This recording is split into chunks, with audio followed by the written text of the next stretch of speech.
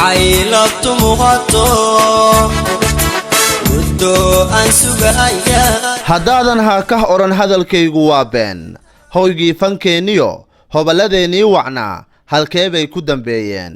ciidaynu haynaaye milicsoo hamoogaan waa cawayskii ciiday fanaaniintii laga daba dhacay ee dayaxdan nuurshii cumar haybad waa bandhig faneed ay si wada jira ugu qaban doonaan labada fanaan hotelku waa lalampuur habeenka ciida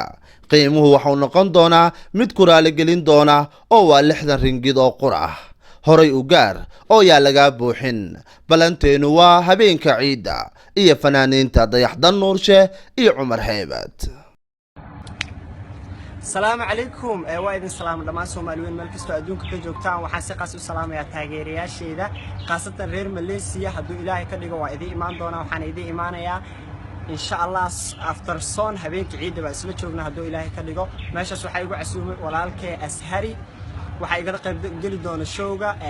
walaalkay marna fanaankayga weynaa Cumar Haybad hadduu Ilaahay ka dhigo waa isla joognaa Allah ya ciisag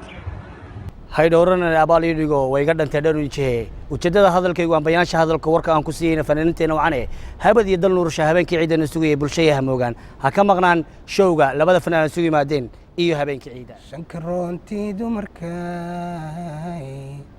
shaaciyaruuriyay dayax 15 shaacisaleedii arkoobka shubayu baliyadu shakaalmayn